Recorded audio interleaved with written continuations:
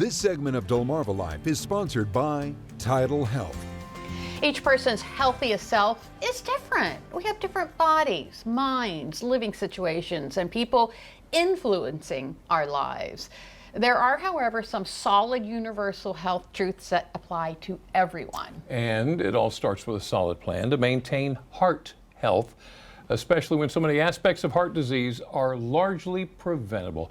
Here with us this afternoon to share more about exactly that, heart health, Dr. Richard Simons, who's with TidalHealth Cardiology. Thank you so much for joining us. My pleasure. So I hesitate to say we've all heard it, but I think most of us have. Cardiac rehabilitation. What is cardiac rehabilitation? Cardiac rehabilitation is a program designed for what we call secondary prevention. You have atherosclerosis buildup, you've got plaque buildup in your arteries, and you've had a clinical event, usually a heart attack, and you've had some type of procedure, usually a stent or maybe bypass, and now you're recovering from that event.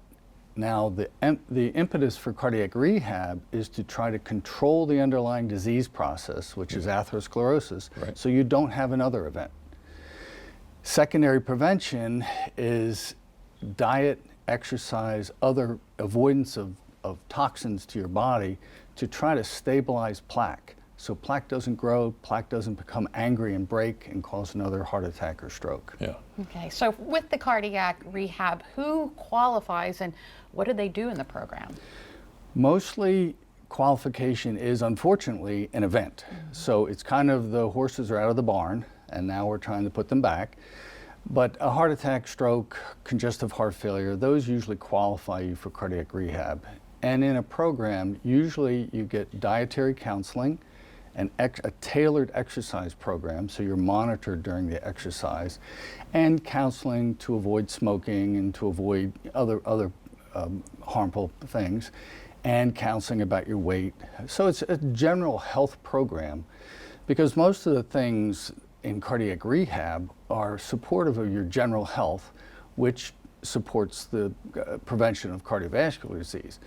So cardiac rehab is secondary prevention, but it would be great if we all got into a program for primary prevention, because primary prevention is really where it's at for our society. So we prevent these things from happening. Before the event happens. Before the event, yes. Okay, so you and I, we could all sit here for a while and talk about this, so I'm going to try to narrow you down. What would be, in your opinion, the 3 key things that you think are essential to maintaining heart health? What would you tell your patients? Well, I would say 4 things. I knew we couldn't do it. I knew we couldn't keep it cram it into 3. A healthy diet. Okay. Heart healthy Mediterranean style diet, lots of fruits and vegetables, fiber, antioxidants. So a healthy diet, a regular exercise program. The American Heart Association recommends 150 minutes of exercise per week. That's 2.5 hours of moderate exercise. Those 2 things together help maintain healthy weight.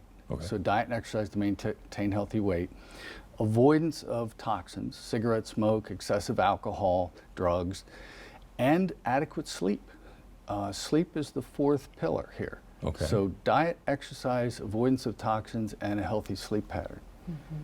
So what are some signs that people, I mean, you're doing all the preventative, but you can still have problems. What are some signs that people should not ignore when it comes to their heart? Well, symptoms of heart disease are multiple, varied, and it's different in everyone. It's different in females than it is in males. Females are more likely to have what we call atypical symptoms. But classically, any symptom that comes on with exertion or emotional stress, whether it's a tightness, pressure, swelling, ache, words are different and everyone uses different words. It can be in your chest, throat, shoulders, arm, upper back.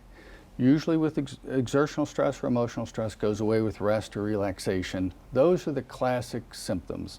And if you're developing those, classically someone's raking leaves. Right. And they're getting a funny feeling in their chest they've never had before. They go inside, it goes away.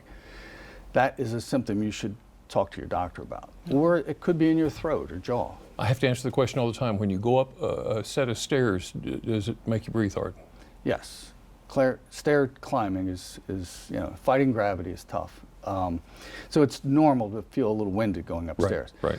But if you have a progressive pattern where you used to climb 2 flights of steps and get a little winded, but now you can barely make it up 1 flight and you're labored breathing.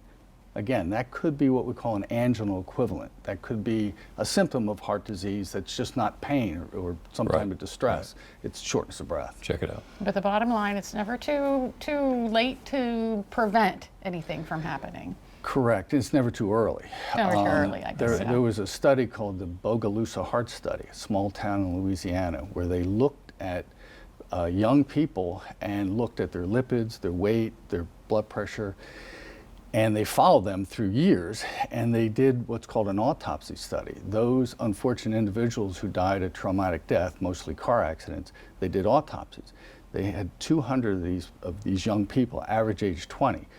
And what they found was in 50% of the teenagers, there had already been fatty streaks developing in their aorta and coronaries. Now, fatty streaks are just lipid deposition, they're reversible.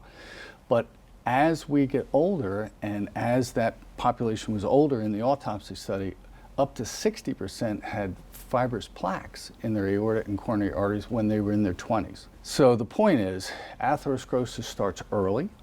And it's basically ubiquitous as we get into middle age.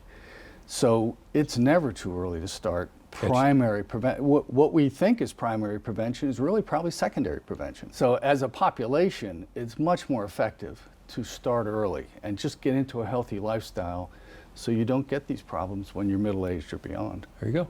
Good advice. Thank you so much. Thank you, Dr. Simons. Appreciate your help.